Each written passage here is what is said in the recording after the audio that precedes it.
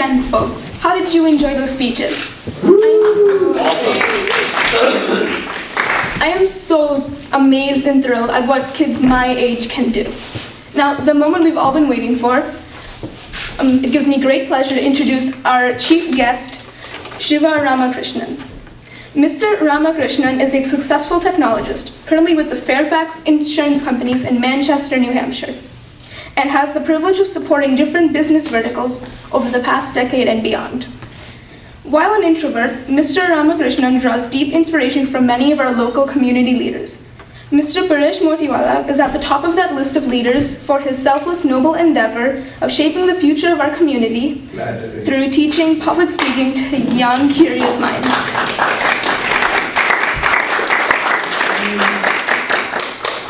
Mr. Ramakrishnan is also a volunteer with Seva International and actively drives and supports several Seva Boston chapters programs.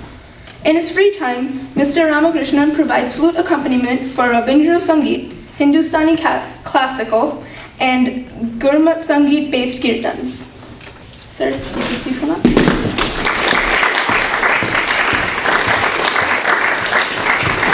Oh, that's so sweet of you. Thank you so much.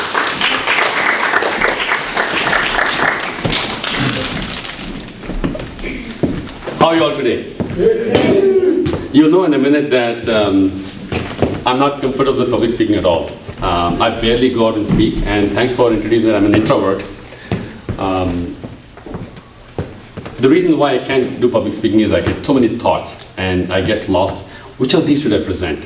So it takes me more work than just presenting my thoughts here. But first of all, it's an honor to be here, and I've always wanted to come and learn with Pareshji on public speaking, because I find myself a lot of times I'm put on the spot and speak something, and because I don't know the formulas for the technicalities of public speaking, I get caught and lost, and it's a lot of struggle for me internally and externally. I want to ask you, there's a phrase in English that talks about communication. There's an idiomatic phrase. Anybody recall what that could be? A phrase that talks about communication. Listen more than speak. That's the one. It's a very powerful phrase. Any cue? Sure. To avoid wars, communication can be an exemplary tool. We use the word pen. Pen is mightier than sword. Yes. But I think that's the most eloquent phrase. Who was that? Awesome. So the beautiful lady did align with the phrase I was looking for. Pen is mightier than sword, right? Nothing I see can communicate, can articulate the power of communication. What a pen can do can avoid wars. In ancient histories, kings have been able to avoid wars by just way of by communicating with the other king that, hey, end of the day, one of us is going to die. We don't know who it is.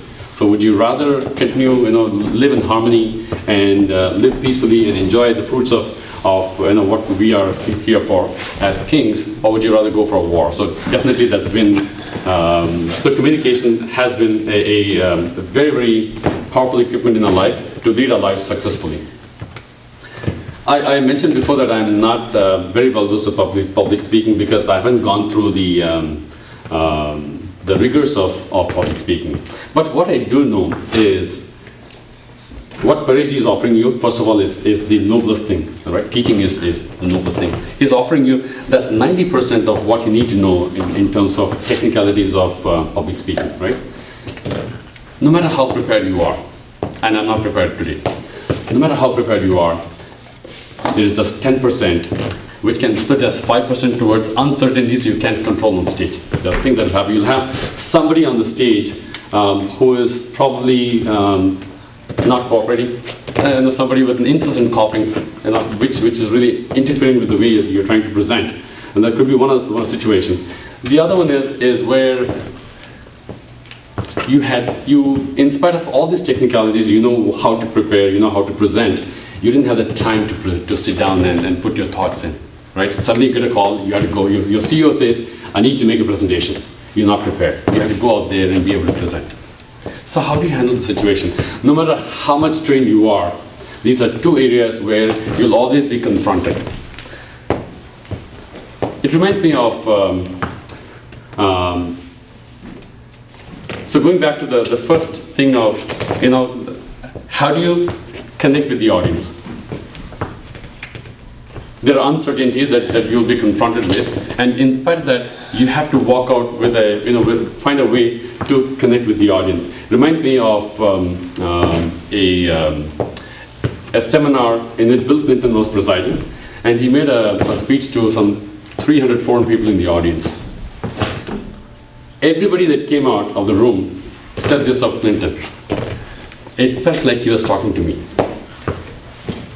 If anybody has spoken to you in a public speaking stage, and you walk out with the feeling that this person spoke to me directly, that is like beyond the ordinary. And that, I think, is the essence of public speaking. The word public comes before speaking. Why? Because it's not you speaking to yourself, you speak to public. Today I was impressed the way you guys held the stage together.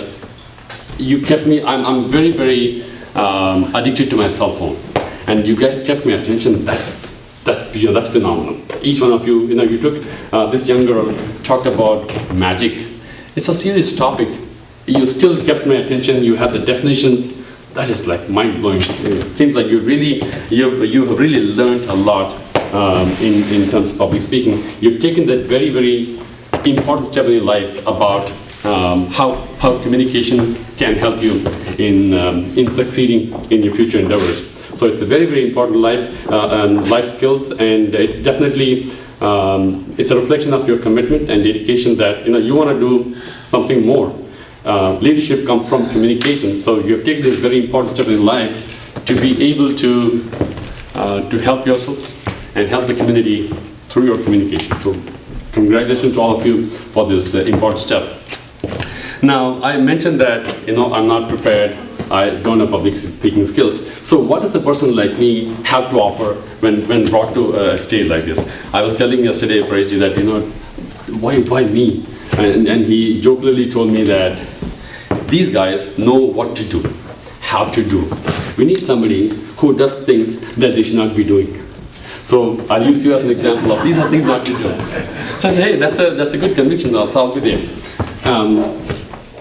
I often reach out to my mom whenever I'm in the spot. What do I do? My mom is not very highly qualified, but I, as a son, always heed to what she has to say. I ask her, Mom, I need to go out there and speak. What do you speak? And she always tells me, speak from the heart. No matter what you prepare, no matter how well you prepared, when you speak something from the heart, it gets to the person that you're talking to. So I always heed to her advice.